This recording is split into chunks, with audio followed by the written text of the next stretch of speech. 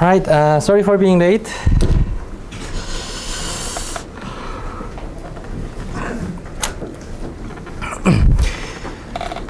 So today, we will mainly discuss about RNN and LSTM and GRU and attention, and also the sequence-to-sequence model. Let's see. So have you watched the videos? Actually, I haven't watched that videos. I mean, not fully. I mean, there were, this CS231N was probably one of the most famous lecture, which was available from long time ago. And then, as you guys know, this Andrew Ng, who is a co-founder of Coursera, right, which is one of the famous MOOC platform. He decided to create well-built deep learning online lectures, and so that deep learning.ai, or that Coursera lecture about deep learning, part of which you watch it, right, maybe yesterday. Okay, so that is a relatively new lecture series about deep learning. But I think Andrew is in general, he's a great lecturer. So he gives a good lecture. So I think it's quite useful to watch, I think, yes. But because it was just only available less than a year, I think, maybe a little bit more than 6 months ago. It just came out, so I didn't have time to watch that. And but and also those YouTube playlist doesn't include all the lecture series. So basically, you have to pay for that website to watch the videos. I mean, in a full series. But if you're interested, if you're really interested and you lack some money, and then if you just talk to the TA, and then he should be able to help.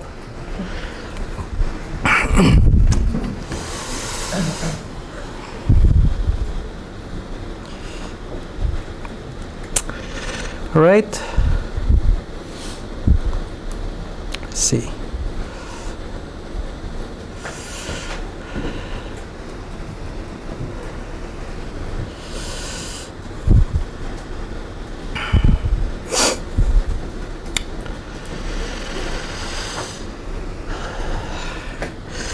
Where's the LSTM lecture slide? Let's see.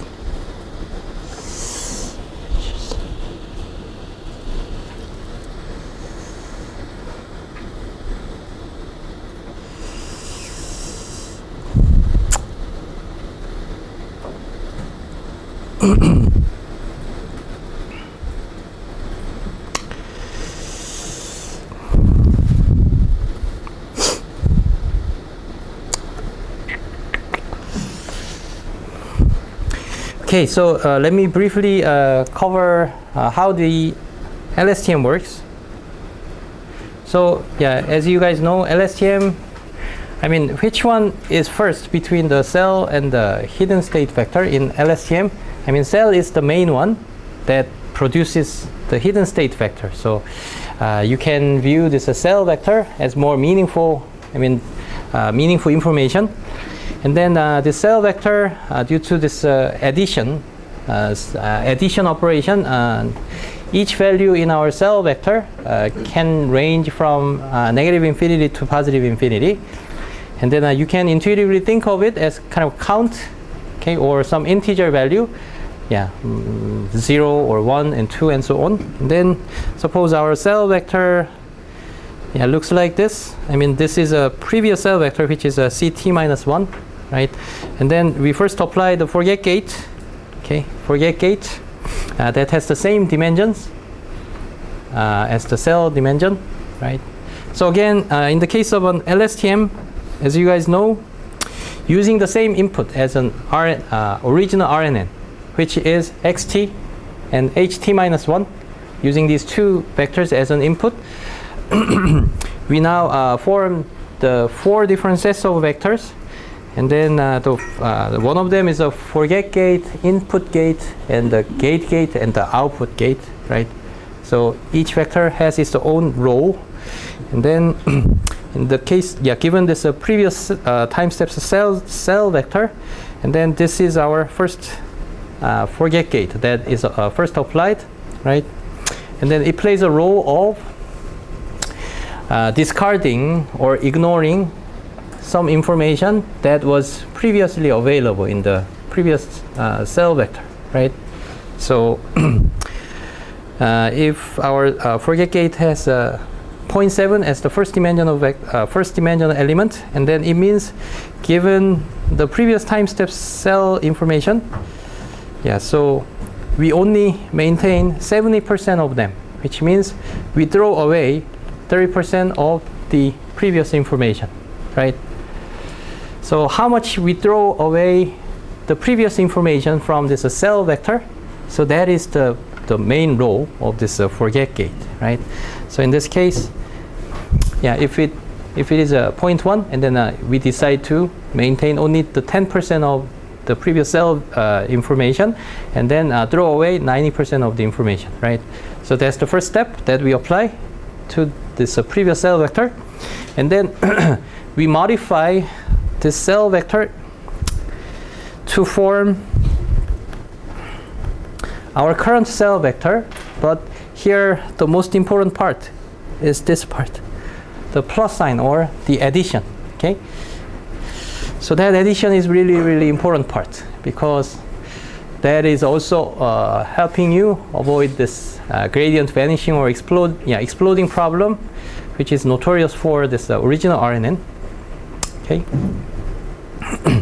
Okay, so in order to update this previous cell vector into the current cell vector, we throw some part of the information, and then we actually add some new information on top of the original or the previous cell vector, right? And this is the amount that we add to update the previous cell vector into the current time steps, current cell vector, right? And then this additional part that we actually add to update the cell vector is composed of the product of the two vectors. So the first one is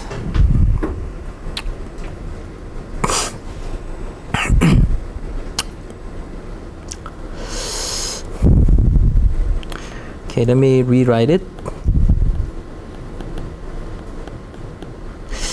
Okay, and then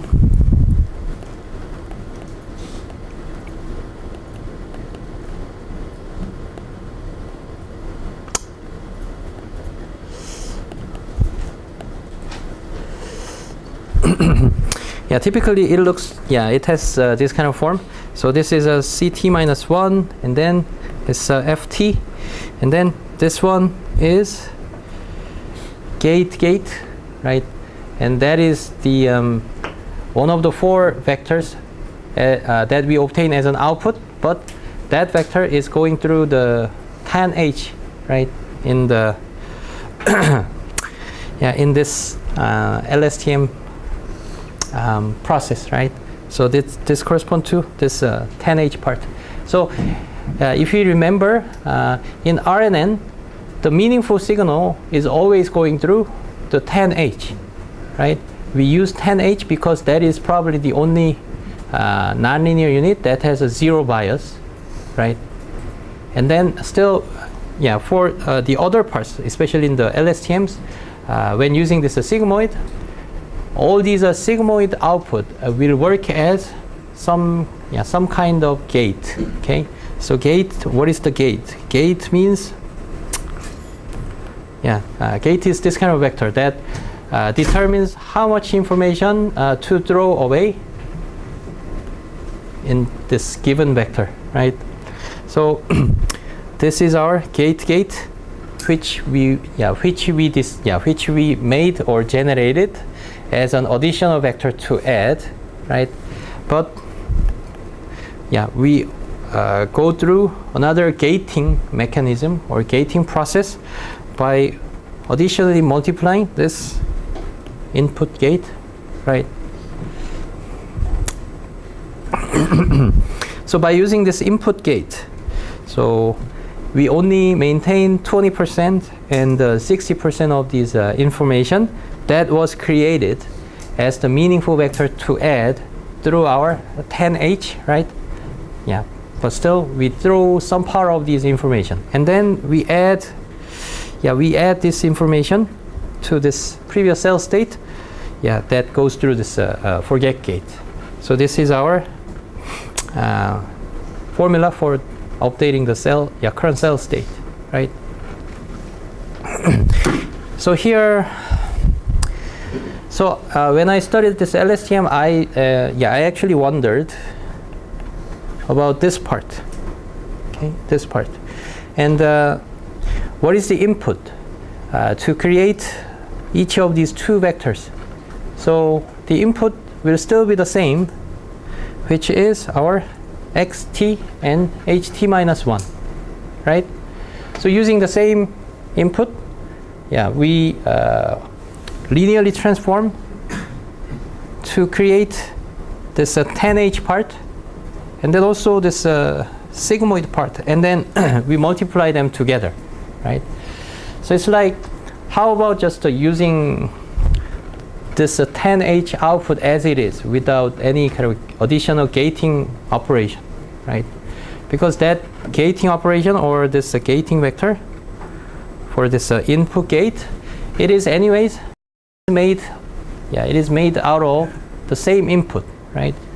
So using the same input, we generate this, and then multiply them together, right? And then what if we just generate this part as the result, which is the same as this, like 0.14 and 0.24. So this can be, of course, a possible output that we can create through the linear transformation, and then the 10H nonlinear units, right? So logically, it looks like a little bit redundant step, right?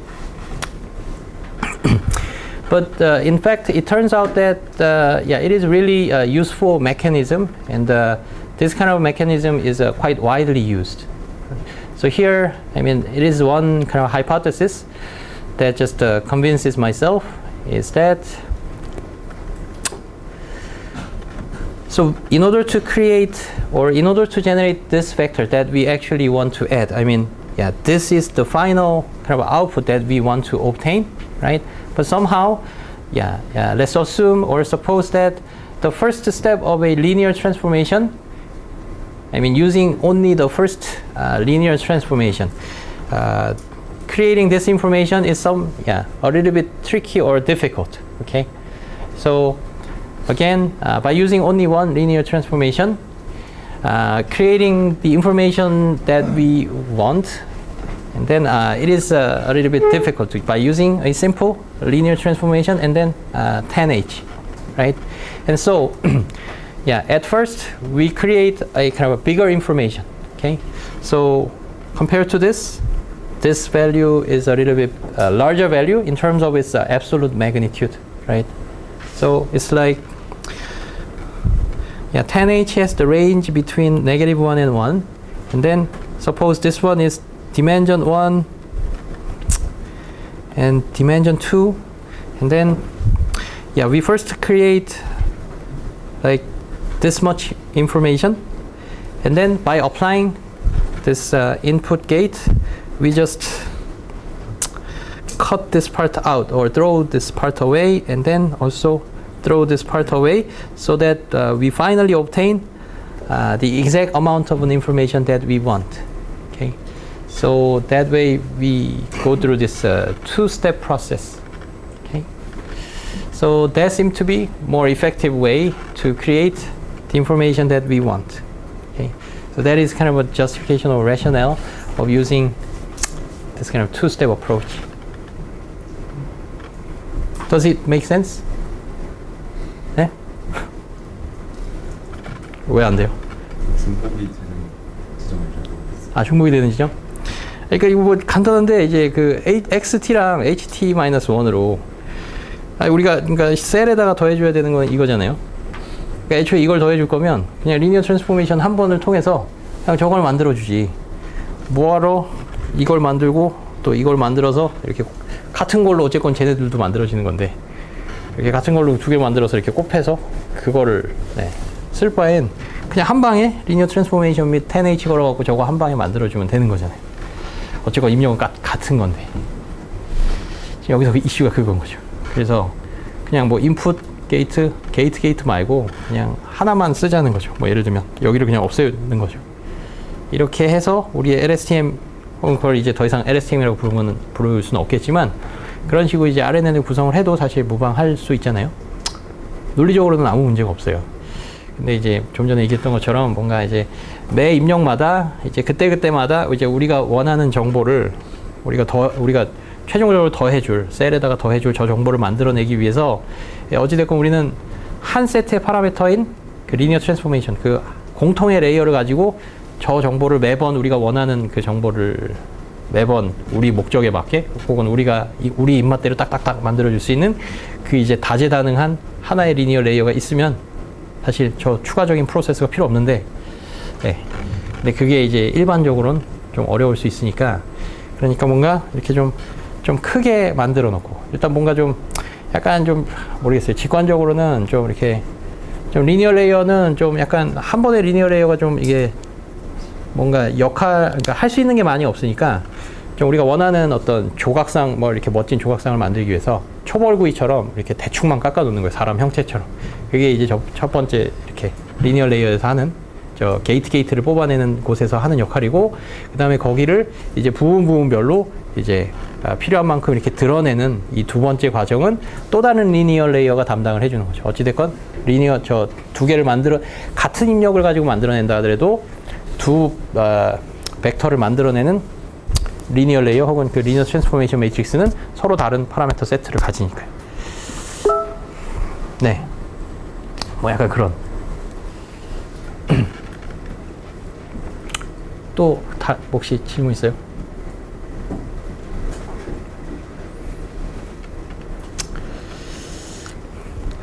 Okay, so yeah, let me discuss some other a little bit more advanced techniques that utilizes the exact same techniques. Okay, so one of them is called GLU, which stands for gated linear unit. Okay, so that's just a name of a particular layer, used in the many neural net architectures. Okay, gated linear unit. So that is actually a variant of a convolution layer. Okay, so again, this is just a convolution layer, but let's just review or remember or remind ourselves of how the convolution neural net works.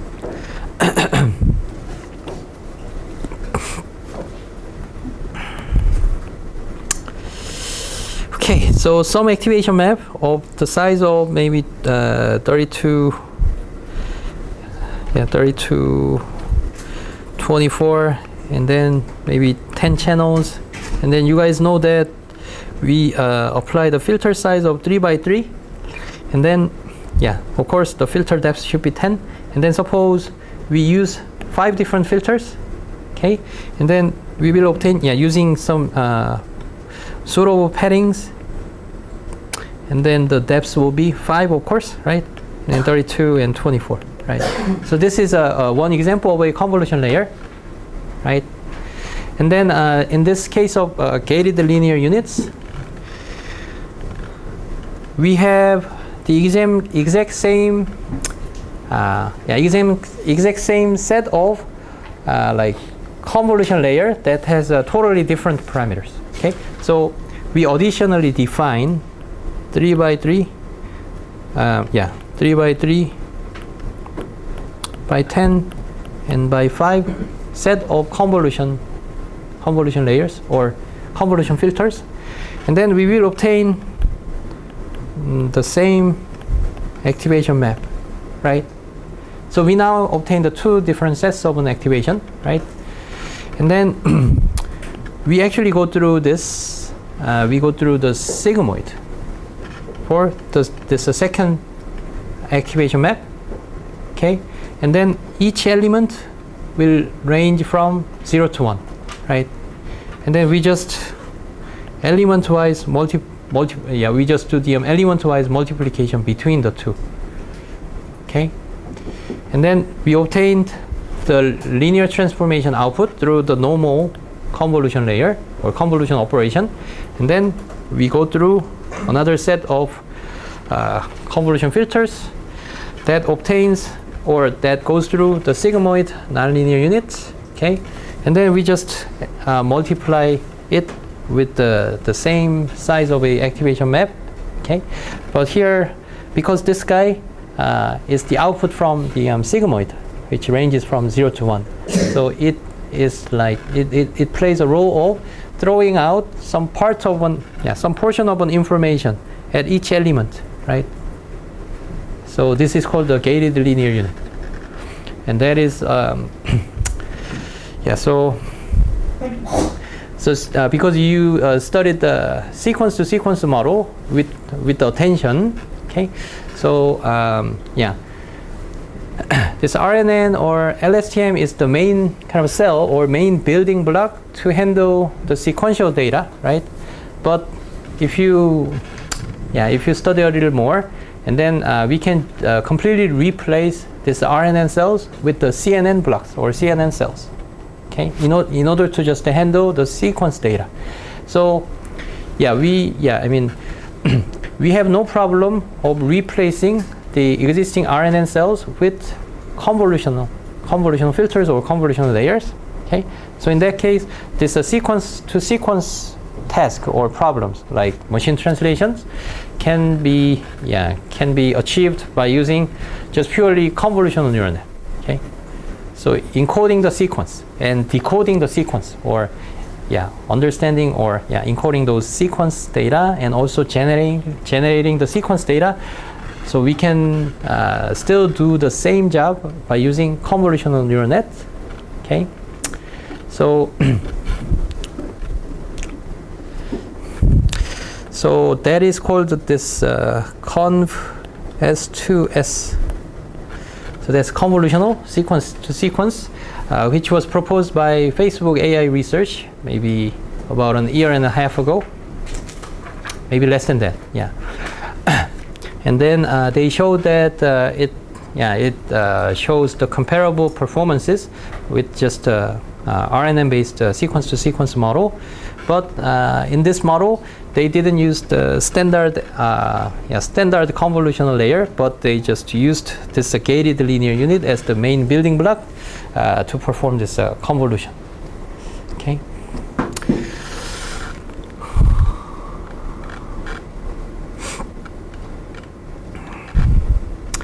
And also, in a similar spirit, I think I explained the highway network. So what was the highway network, and what was the main difference of it from the residual net? So we have some conv layer. This highway net or the ResNet is not restricted to this conv structure or conv layer, but we obtain this output, and then we add it together, right? So that was the ResNet, right? And then what was the highway net? Highway net is like between y and x, we just determine the linear combination weight, right? Which is alpha and 1 minus alpha, so that their weight sums up to 1. And then how can we obtain this alpha? Okay, how can we obtain this alpha? Alpha is obtained through just passing the same input x, okay, same input x via maybe MLP or just the affine layer, and then go through sigmoid. Okay, and then we will obtain a single output that corresponds to alpha. Okay, so in that case, different input x will lead us to different alpha value, because alpha is an output of some part of our network given the particular input, right? So this alpha will vary or change depending on different input x, right? And so if alpha is some particular vector, and then we may decide it as 0.9, or for some other input we may decide it as 0.2, right? So it is almost the same as the gated linear units, or the input gate times gate kind of, this kind of mechanism. Because utilizing the same input, we don't just directly create the output immediately. We just create the output, and then using the same input, we somehow generate the output that correspond to some linear combination coefficient or some gating parameters. Okay? And then, we just combine those weighting values and also this output values, right? So in that sense, this highway net is also, it has a little bit of a redundancy, right? Because why not just creating our output immediately through this single layer? But sometimes, or in practice, it is sometimes difficult. So, we create a bigger one and then like carve them, or throw some part of information, or we just preserve the main information, the original input information, and then we just impose a little bit of, the small amount of the output that was generated in this main network. Okay, so that way, they have some commonality. And also, I think I mentioned that the ImageNet challenge has been closed because the neural net performance is already higher than the human performance, right? So there's no, it doesn't make sense to just keep working on that problem, because in that task itself, at least for that task, AI or this deep learning is already doing a better job than human, right? But anyways, still other researchers have been working on improving this ImageNet kind of accuracy, right? Even after the human performances. So after the ResNet, there have been several other more capable or better models have been proposed to tackle, better tackle this ImageNet, and one of them is called SCNet, which is a squeeze and excitation network. Okay. So how this works is as follows. So it is almost the same as this gated linear unit. So in this case, the gating value generated in this part is applied on every different element, right? Every element with a different gating value, right? But what if we just obtain the channel-wise gating value? Okay, channel-wise gating value. So we have basically 5 different channels, and so through some transformation or through some layers, we obtain the output as just a 5-dimensional vector. But still, it is the it is going through the sigmoid nonlinear unit. Okay, and then suppose the first one has the value of 0.8, and then we apply this gating value across the entire spatial resolutions for the first channel. So all the first channel values we apply or we multiply 0.8, right? So that way we can obtain this channel-wise gating value, right? So that is called the squeeze and excitation network. And why is the name squeeze and excitation? So it is a little bit of a bottleneck structure. So it's like this. So we want to obtain this 5-dimensional vector, and then somehow this this lower part of the network that produces this gating value is actually it's composed of a multi layers, and in the middle layer it produces much smaller dimensional activation. For example, like 3-dimensional vector, and then now we expand it to five different dimensions. Okay, so it's exactly following or exactly applying the bottleneck structure. So imagine we have a relatively large number of channels. For example, 512 as a channel size. Okay, and then it may be difficult to obtain just a 512-dimensional sigmoid outputs as a gating value.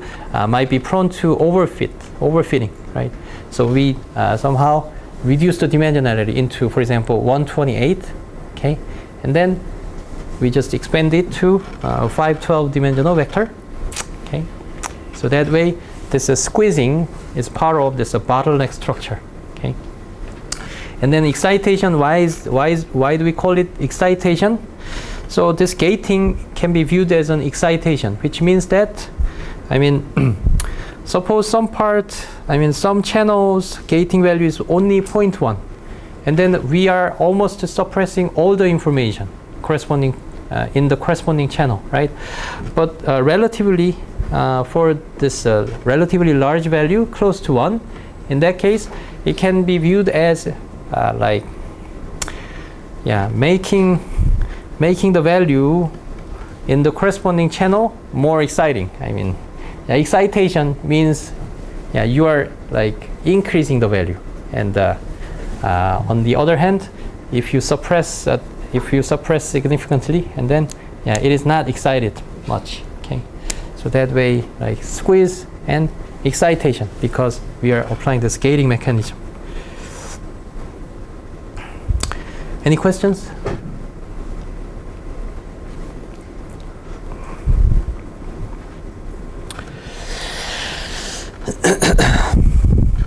오케이. 네, 그러니까 익사이테이션이 그냥 뭐 게이팅을 그냥 그 네트워크를 만든 사람들이 그냥 그렇게 붙인 거거든요. 그러니까 익사이테이션이 그러니까 이게 뭐 약간 이런 거거든요. 뭐 그러니까 분자 구조가 이렇게 있으면 물을 이렇게 가열을 하면 분자 운동이 활발해지잖아요. 이게 이제 분자들이 익사이트 된 거예요. 그러니까 더 활발하게 움직이니까. 그러니까 여기서 이제 그러니까 익사이테이션이라고 얘기하는 건 뭐냐면, 어떤 채널은 우리가 값을 크게 살려주고 어떤 채널은 이제 확 죽여주잖아요.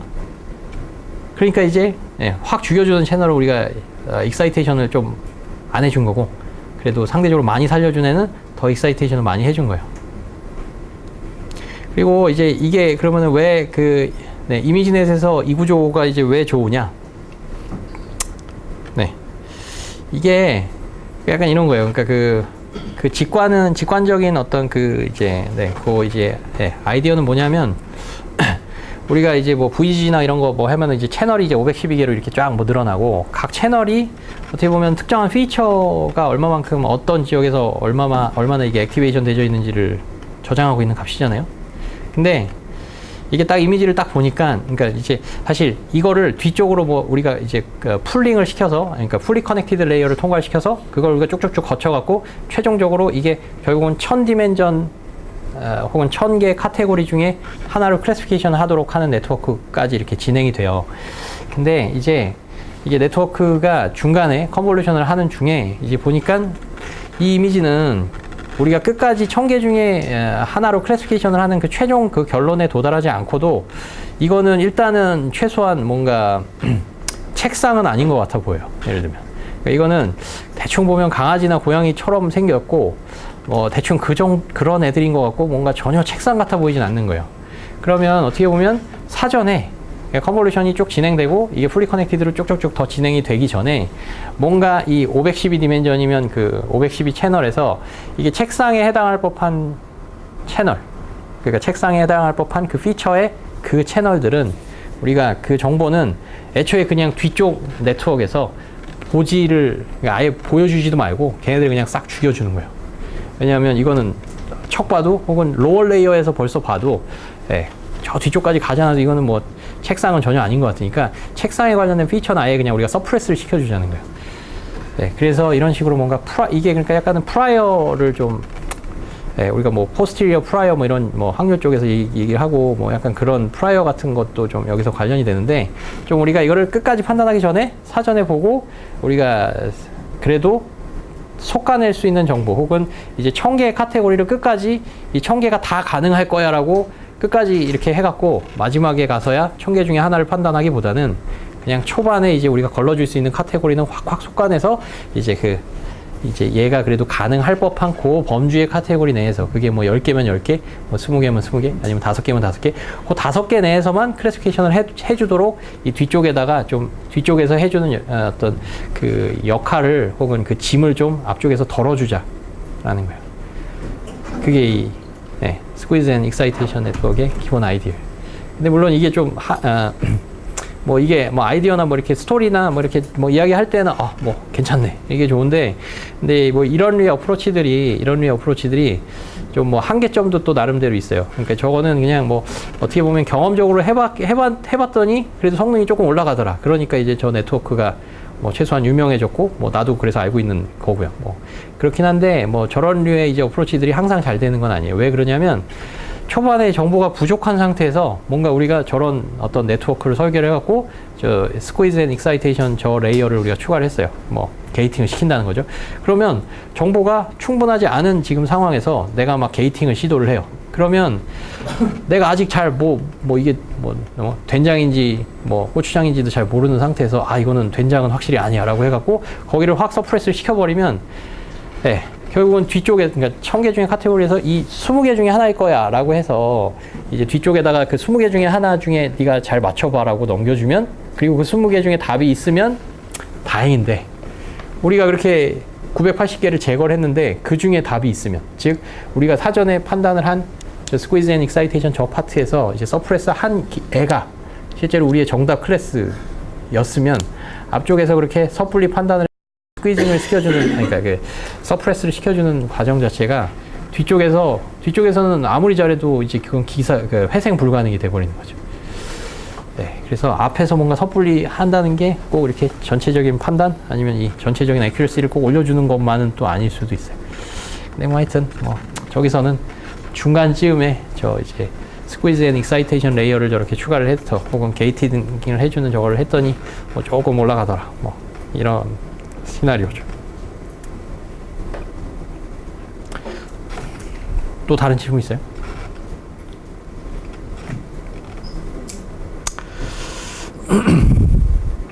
Okay, that was a little bit of an advanced part in our lecture, but I think,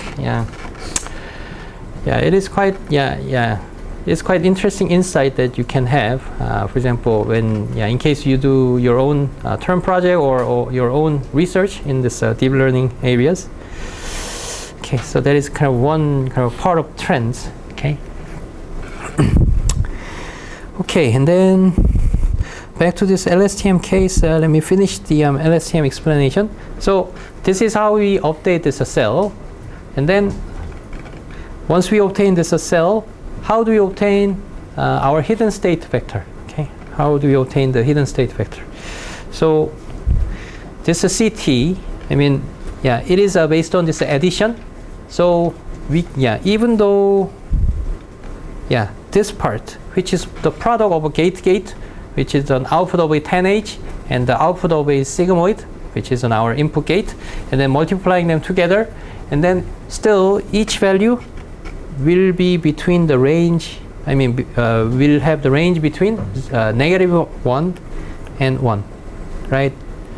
So in extreme case, so we can just keep adding 1 at each time step, which is our maximal value, and that way this cell value can be infinitely large value. And also we can subtract 1 over and over, which means we can have a negative infinity value as our cell value, right?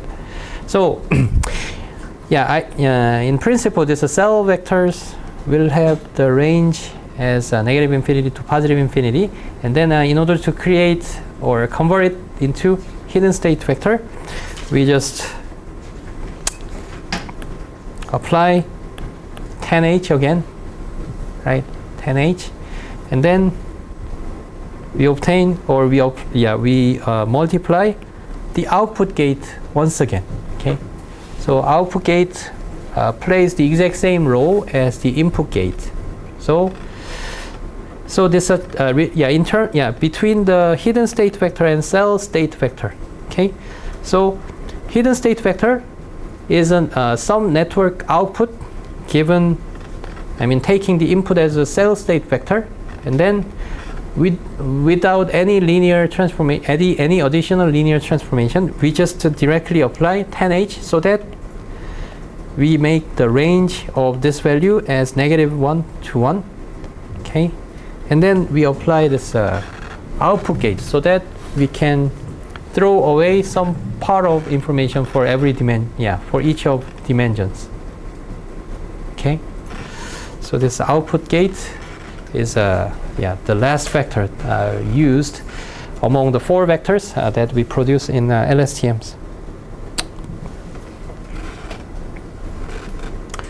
Okay, and then let's just get out of the internal details of this LSTMs. Okay, so LSTM, this cell state is kept internally, and then what is the use of this cell state and the use of hidden state vector HT? What's the difference in terms of their roles? Okay, so the cell is the main information that we kind of maintain, right? And then hidden state vector is the output of this cell state vector through this additional transformation. Okay, and then what's the usage of this hidden state vector? So hidden state vector is actually used to create the so this guy. So hidden state vector is actually the one used for creating this IFOG in the next time step. Okay, again, the cell is updated through the forget and those gate, and forget gate and input and gate. Who makes these information? Okay, so these information is created by the hidden state vector at the previous time step. Okay, so that is the usage of this hidden state vector, and this hidden state vector is also used for as the input to the next layer. Okay, so if you remember the original RNN, if you recall, the RNN has this function xt and ht minus 1, and then we obtain this ht, and then in case of a many-to-many model, what is the input to the next layer in the same time step? Okay, so this ht is used to predict or generate the final output that we want, right? So it's like when stacking another layer on top of this first layer RNN, and then second layer, for example, RNN or fully connected layer, what's the input to the next layer? This ht is the input to the next layer. Okay, so cell is not actually exposed. Okay, cell is not exposed outside of this RNN or LSTM, right? But still, LSTM is the main kind of vector containing the main useful or meaningful information, and HT is nothing but just to transform the output from the cell state vector. Okay, so you can kind of differentiate the role of these different roles between this HT and the cell state vector. Any questions?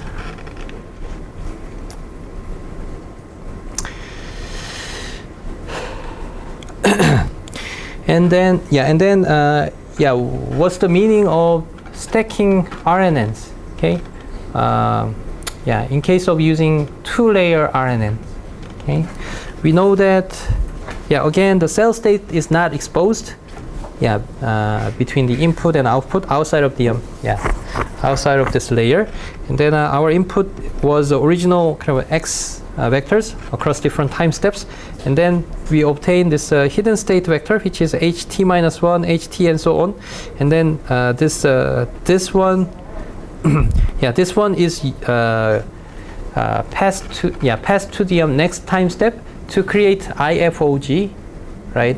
Combined with this xt, right? And then another usage of this xt minus 1, as I mentioned, it will be created. It will be used as an input to create our output, right? For example, in the case of an hello example, it's H, right? And then we have to predict E as the next character, and this next character, I mean that layer, will take the input as this HT, right? So still, it is still the same as the original RNN, right?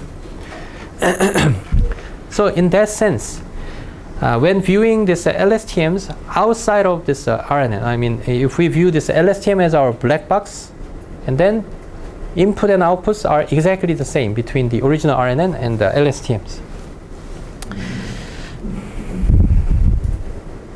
And also, if we stack another LSTMs or RNN layers, so yeah, suppose we stacked another RNN layers, and then yeah, suppose it is also a LSTM, and then what is the input at every time step to the next layer's RNN? I mean RNN in the next layer. So that input, it will still be HTs, right? So now in the second layer, the instead of using the original input, this HTs will work as an input vector.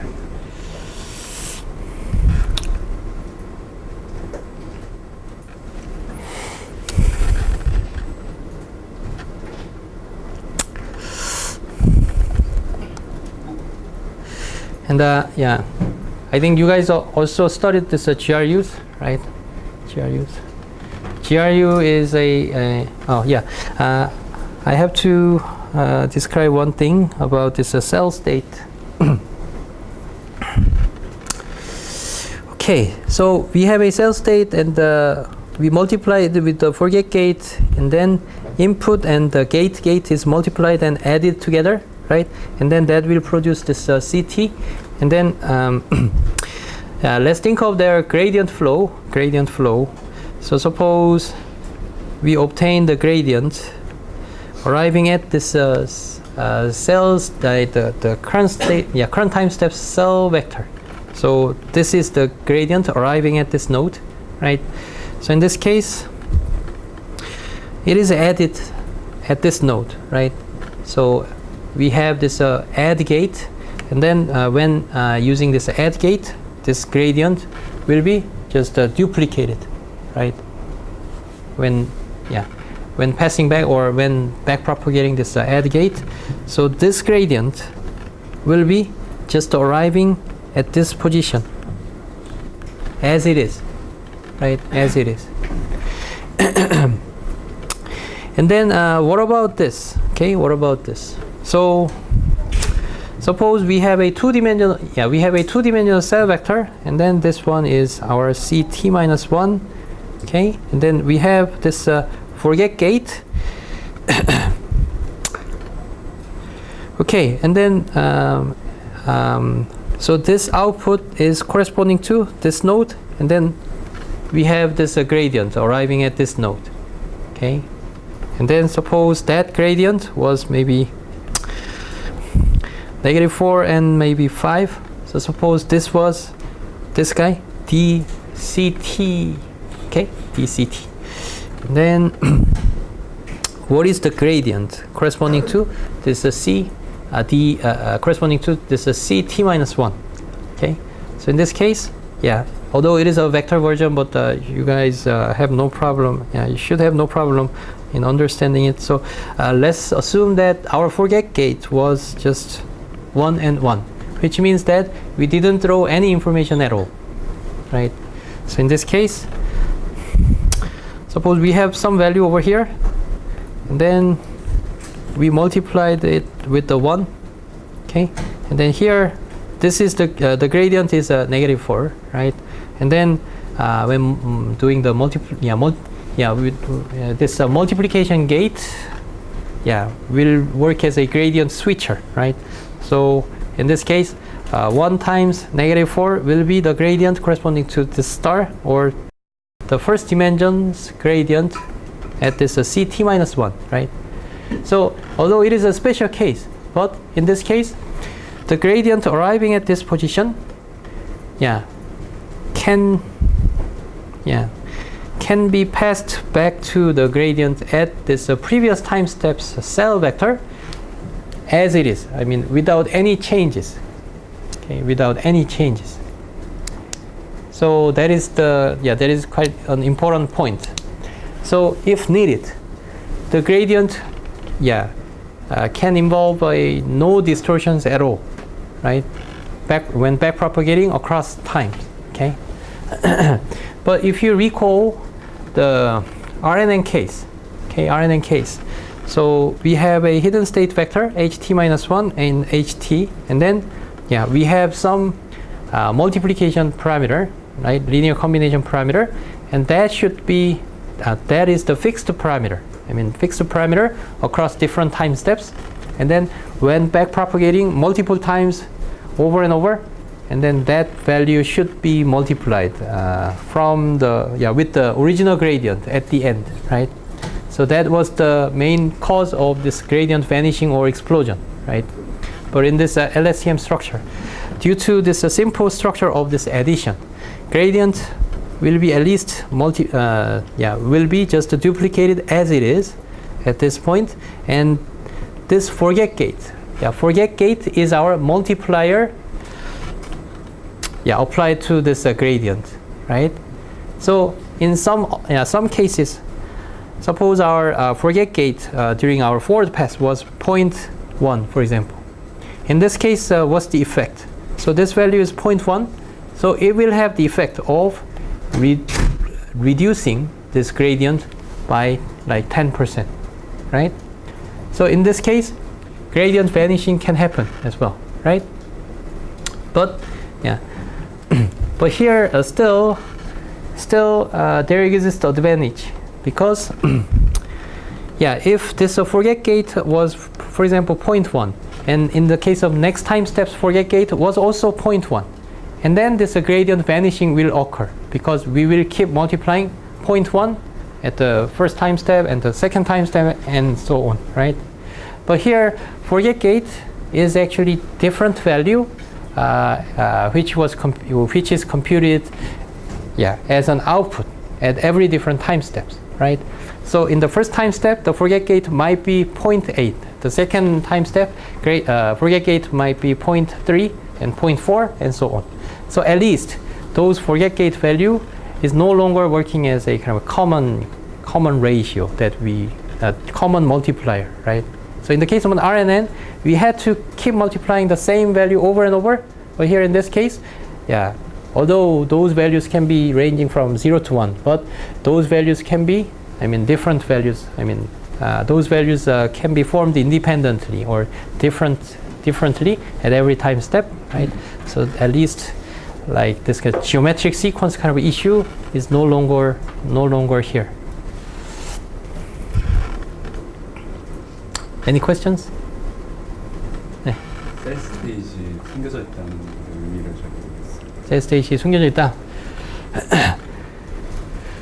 그러니까 이게 뭐 코딩을 좀 하거나 뭐 사실 그러면은 뭐 좀 명확할 수 있는데, 이제 RNN 셀을 이제 그 오리지널 RNN으로 쓰나 저 LSTM으로 쓰나 이 모듈은 그냥 대체가 가능한 거예요.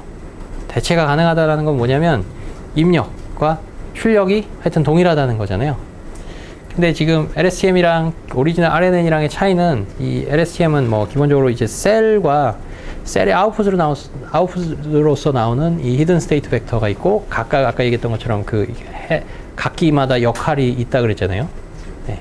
근데 중요한 건 이 입력 혹은 출력의 입장에서는 이 셀 스테이트는 이 내부적으로만 업데이트되고, 물론 이 셀에 의해서 히든 스테이트 벡터가 만들어져요. 그냥 심플한 탄H를 적용하고 아웃풋 게이트를 곱해서 드러낼 부분들 드러내주고.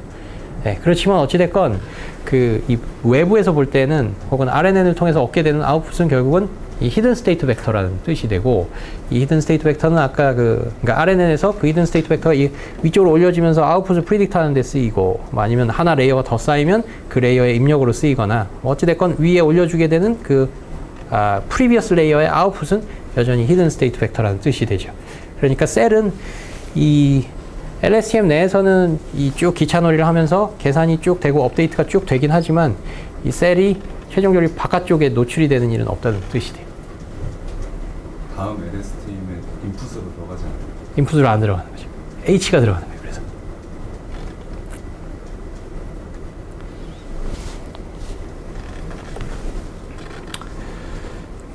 그리고 네. 이 아웃풋 게이트 있잖아요. 이 아웃풋 게이트가 이제 하여튼 그 셀에서의 정보를 이렇게 좀 드러내주는 역할을 한다라고 좀 이야기를 했고, 이게 약간은 네. 그때 이제 이야기했던 그 unreasonable effectiveness of 뭐 RNN 혹은 LSTM 뭐 거기서 보면 그게 네. 그 저기 스페이스바의 개수 세고 막 그러는 거 얘기했었죠. 뭐 인덴테이션을 properly 딱 두 번 인덴테이션 해야 될 때는 딱 2번 하고, 잠깐만요. 네, 찾아볼게요.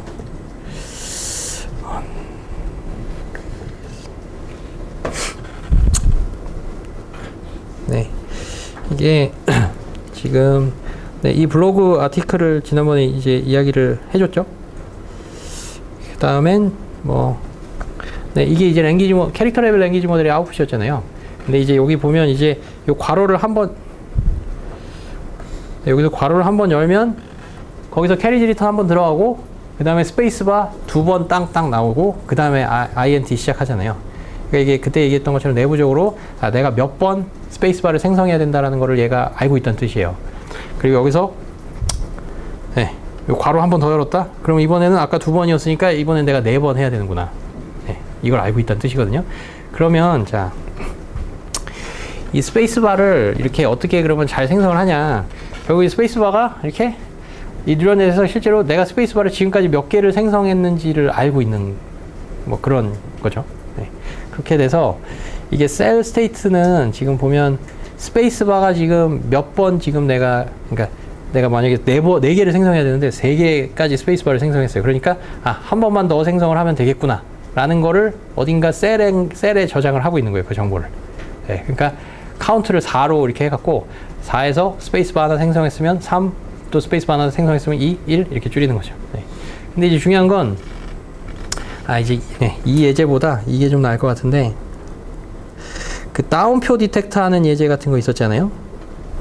혹은 뭐 URL 디텍터나 아니면 이제 네, 뭐 이런 괄호 디텍터 같은 거를 보면, 이 괄호 디텍터를 보면 괄호가 지금 열렸다. 그러면 그걸 언젠간 닫잖아요, 얘가. 그럼 이거를 열었다는 거는 얘가 알고 있는 거예요. 그럼 열었다라는 정보는 우리의 셀 스테이트 어딘가 어떤 특정한 디멘전에 이제 내가 괄호를 지금 연 상태다. 혹은 괄호를 내가 2번 열었다. 그러면 괄호를 내가 2번 닫아야 되니까 하여튼 카운터로서 2번의 이제 괄호의 개수를 뭔가 그걸 하고 있는 거예요. 근데 중요한 건 셀 스테이트에서 그런 정보들이 저장이 되고, 그 셀에서 괄호가 지금 몇 번 열렸는가라는 거를 저장을 하고 있는 그 정보는 지금 보면 괄호를 지금 열었고, 그 다음에 여기서 생성해야 되는 캐릭터는 예를 들면 SIG, SIG라든가 아니면 이 current 이런 단어들을 막 생성을 해내고 있는 거예요. 그러니까 이게 보면 내가 지금 타임 스텝에서 생성해야 되는 캐릭터랑 내가 그리고 이런 어떤 전체적인 패턴의 측면에서 볼 때 내가 이제 요런 요소, 저런 요소, 괄호는 지금 내가 지금 몇 번을 열었고, 그 다음에 뭐 인덴테이션은 내가 몇 번째를 하고 있고, 뭐 이런 정보들이랑 어떻게 보면 네, 지금 당장 생성해야 되는 아웃풋이랑 내가 나중을 위해서 괄호를 언젠가 내가 나중에 닫아야 되기 때문에 저장하고 있어야 되는 그 정보랑은 네, 하여튼 약간 차이가 있는 거죠. 그렇죠? 근데 아까 얘기했던 것처럼 HT가 결국은 이 캐릭터 레벨 랭귀지 모델에서는 HT를 가지고 아웃풋을 만들어내는 거예요. 그러면 이 HT에는 굳이, 그러니까 예를 들면 괄호가 지금 열렸고, 예를 들면 current라는 단어에 CUR까지 생성을 했어요. 그러면 그 랭귀지 모델 측면에서 보면 대충 통밥으로 그 다음 캐릭터는 current 같아 보이니까 이건 그 다음 캐릭터는 R이구나 라는 걸 알 수가 있는데, 그 다음 캐릭터인 R을 생성을 해내기 위해서는 사실 직접적으로 내가 지금 괄호를 열었다, 괄호를 몇 개 열었다, 이거를 내가 기억하고 그 정보를 내가 사용할 필요는 없죠. 그렇죠?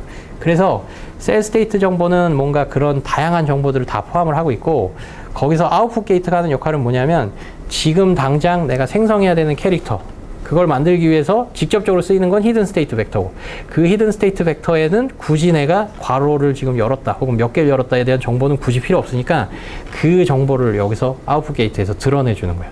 그래서 뭔가 아웃풋, 지금 현재 타임 스텝에서 아웃풋을 생성을 하기 위해서 직접적으로 필요로 하는 정보만을 노출을 시켜주는 거예요.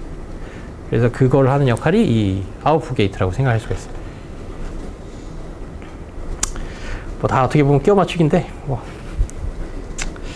네, 그리고 참고로 이 예제에서 이런 어떤 굉장히 흥미로운 예제들은 이게 오리지널 RNN으로는 이게 아마 이렇게 안 나오고, 그 LSTM에서 그 셀 스테이트의 하나하나 디멘전을 딱 고정을 시켜갖고 요 놈 한 놈 내가 찍어서 봐야겠다.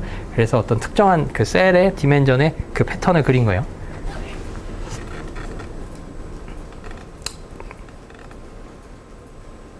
질문 또 있어요?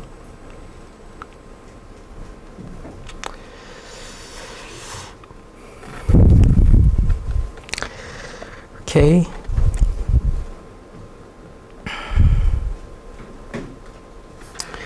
And next, and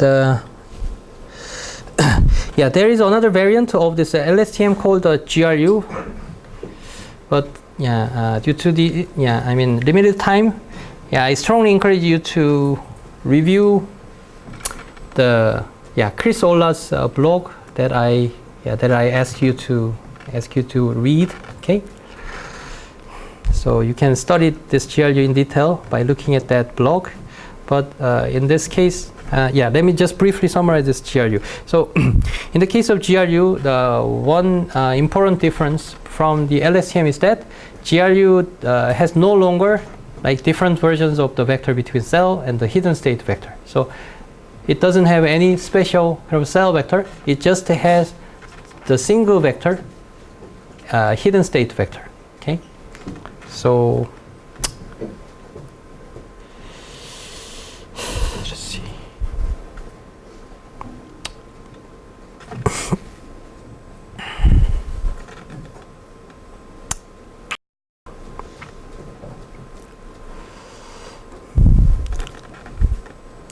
So this figure is a little bit wrong. So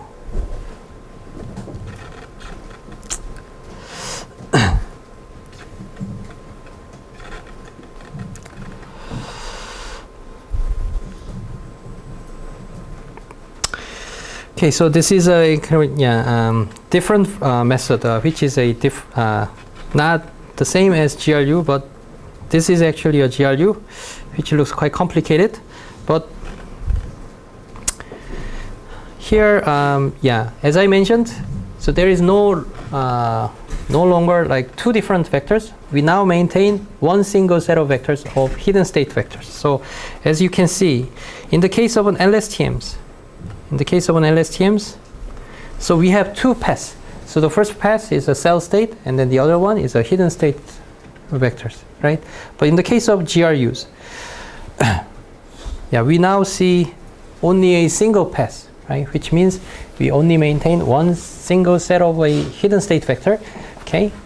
And then you can think of this hidden state vector as just a cell state vector in the case of LSTMs, and then the forget gate and the input and the gate kind of updating is done in this formula, right?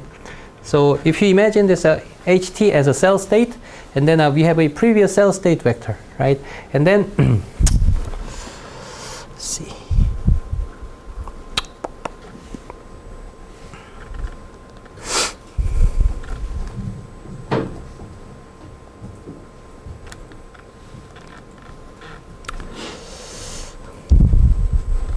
Give me 1 second, please.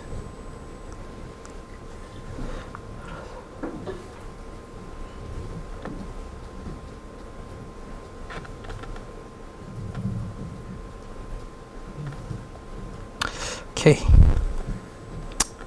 So this is our cell state vector in previous cell. And this is gate, and this is input gate, right? So you can consider this kind of analogy when comparing this with the LSTM's formula. But here, GRU is a kind of a simpler version of an LSTM, and so this was our forget gate that is applied to the previous time step, and this is an input gate in the previous LSTM case. But between these two vectors, we now use just a single set of vector. Okay, so it is, yeah, it has this kind of meaning. So let's use.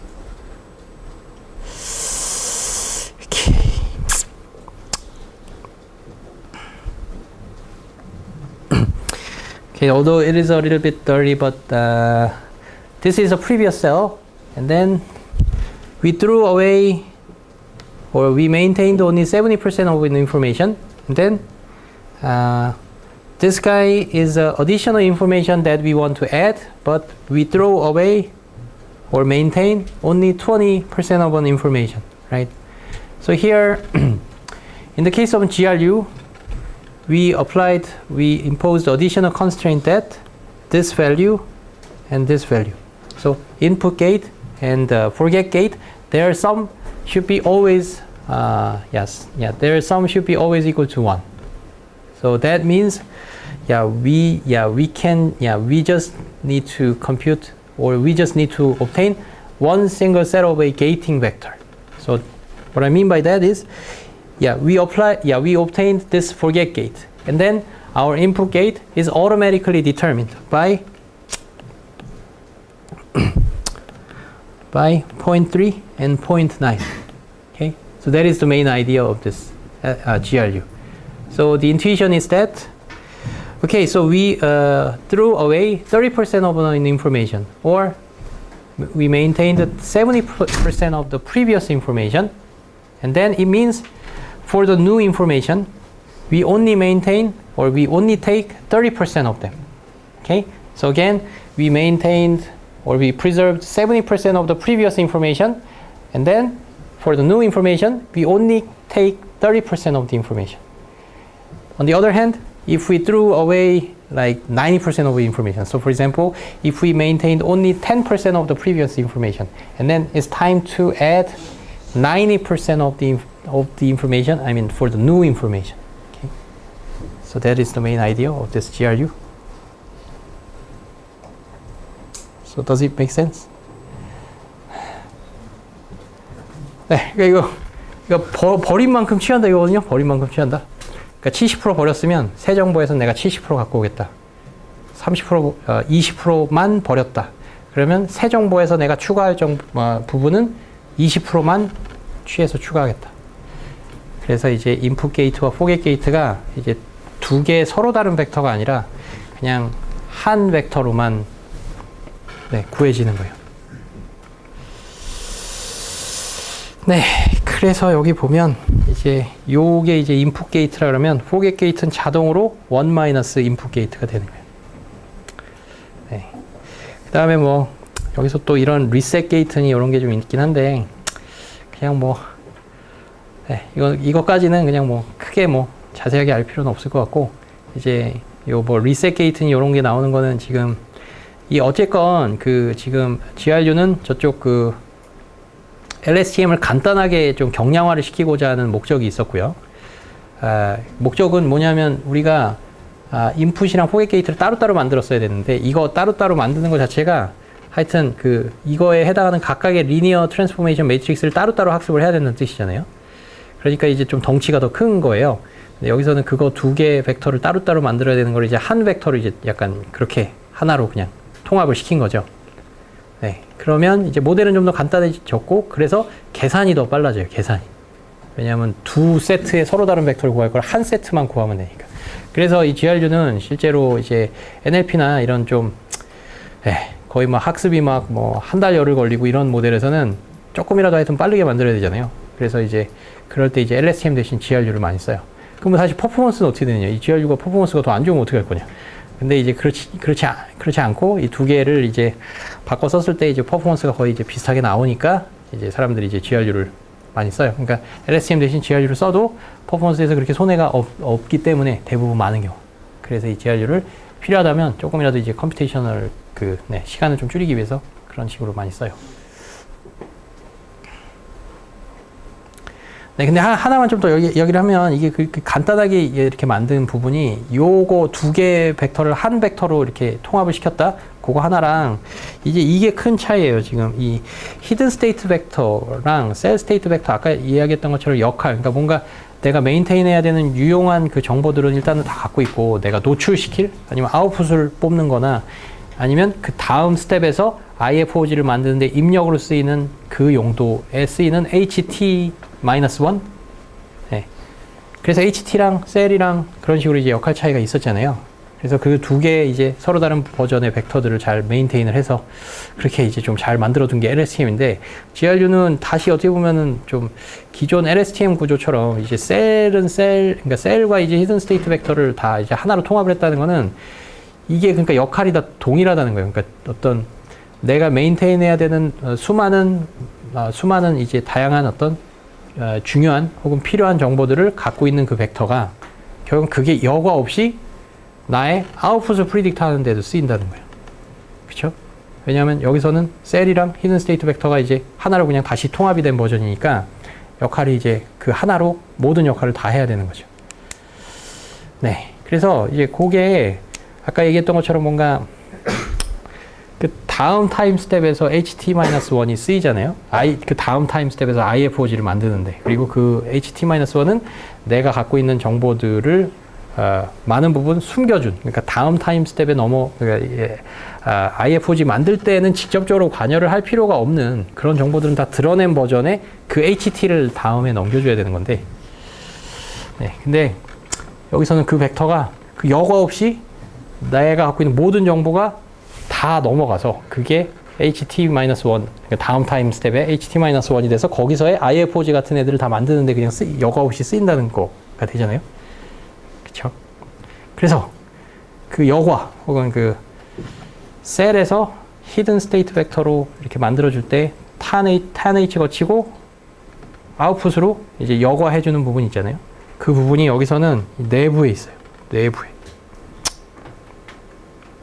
그래서 네, 이게 보면 다 IFOG 만드는 데 쓰이는 그 XT와 HT-1이 그냥 그대로 쓰이고 있고, 근데 이게 LSTM과 비교를 해보면 이게 여과 없이 필요로 하는 모든 정보들, 그러니까 당장 지금은 필요 없지만 하여튼 이 전체적인 이거를 메인테인 하는 데는 이거는 여기서는 필요한 정보들이 다 여과 없이 다 담겨져 있는 그 벡터를 가지고 이걸 만드는 지금 셈이 되는 건데, 근데 이제 다른 정보들, 이런 게이팅 해주는 정보들은 괜찮은데, 이제 중요한 게 지금 요거 뭔가 인풋 게이트로서 역할하는, 게이트 게이트로서 역할하는, 즉 현재 타임 스텝에서 내가 그 히든 스테이트 혹은 셀 스테이트에다가 추가해줘야 되는 그 정보 있잖아요. 거기에 이제 인풋 게이트가 꼽혀지는 긴 하지만 그 어떤 지금 현재 내가 추가해야겠다라고 생각하는 그 벡터를 만들 때에는 그 벡터가 이제 요놈이 있잖아요. 탄H 적용되는.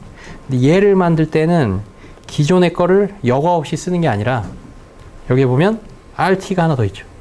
여과된 버전을 쓰는 거예요. 그쵸? 그럼 쟤는 어디서 오느냐? 네, 쟤는 또 똑같이 여기서 와요. 그러니까 제가 프리비어스 타임 스텝에 아웃풋 게이트랑 동일한 역할을 하는 거예요. 좀 약간 이게 좀 뭐 심오할 수 있는데, 심오하다기보다는 그러니까 LSTM을 탁 이렇게 좀 머릿속에 탁 박아두고 그렇게 해서 이제 원투원으로 탁탁탁 비교를 하면 저게 좀 싹 보일 수 있는데, 네. 그러니까 LSTM이랑 한 번만 다시 비교를 하면 LSTM에서는 요 HT가, 그러니까 어떻게 보면 이 GRU에서는 이 HT가 기존의 셀 같은 역할을 해야 되는 거예요. 정보는 하여튼 다 갖고 있어야 되겠죠. 내가 셀이 될 것인지 히든 스테이트가 될 것인지 정보는 다 하여튼 갖고 있어야 되니까 오히려 얘를 셀로 보는 게 더 합당해요. 네, 왜냐하면 메인테인 해야 되는 그 필요한 정보들을 다 메인테인 하고 있는 벡터들이니까. 근데 이제 그게 여과 없이 쓰이고 있어요. 여기서의 포겟 게이트에, 인풋 게이트에다가는 ZT나 해당 포겟 게이트를 만들 때는 그 여과 없이 만들고 있는데, 근데 중요한 건 이 HT를 만들 때는 그 여과된 버전으로 만들고 있는 거고, 그 여과를 해주는 이 벡터가 곧 여과 없는 셀과 이거를 가지고 또 리니어 트랜스포메이션을 해갖고 만든 요 리셋 게이트라고 불리는 얘를 또 만들어서 요거를 여기다 쏙 집어넣은 거예요. 그러면 이게 여과된 버전인 거예요.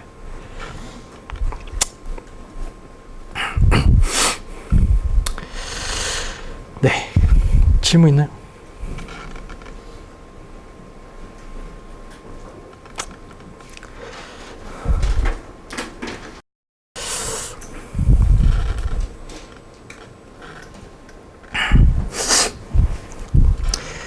So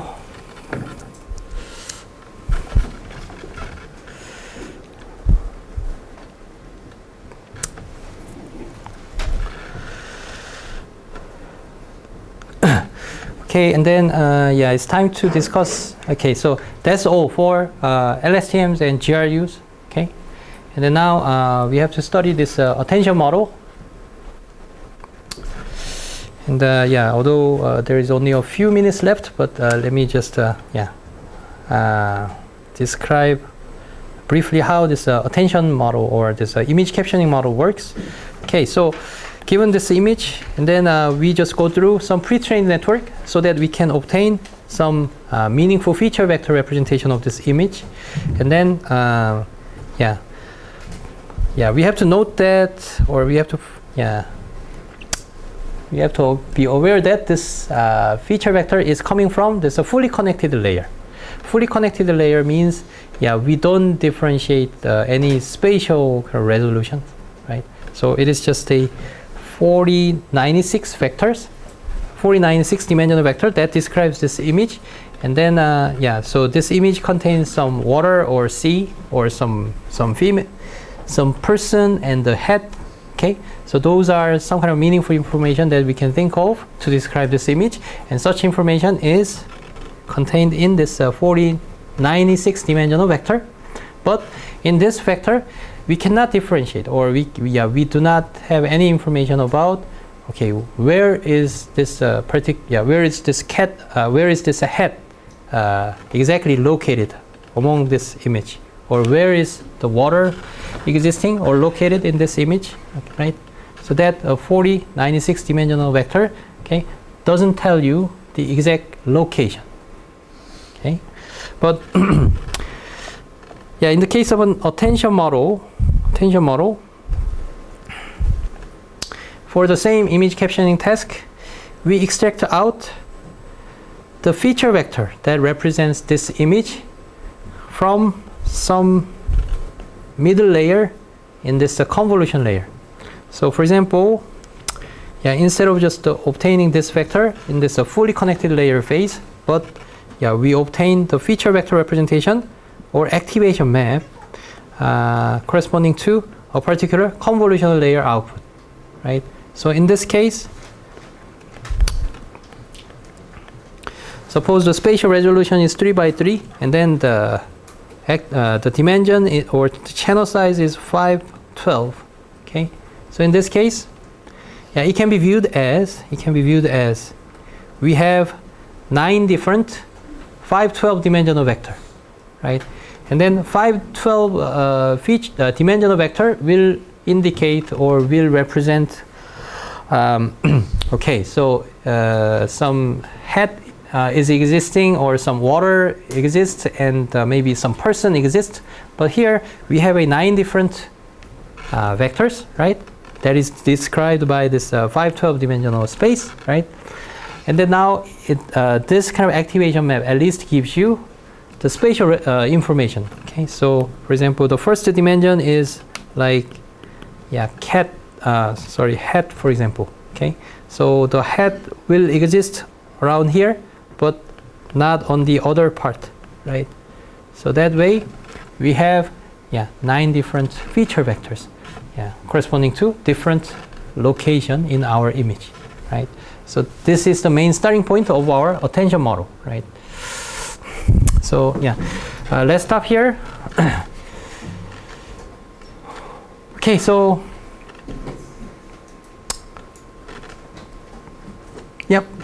let's continue next Monday. So I'll assign some new lecture videos to watch before the next class. Okay, thank you very much.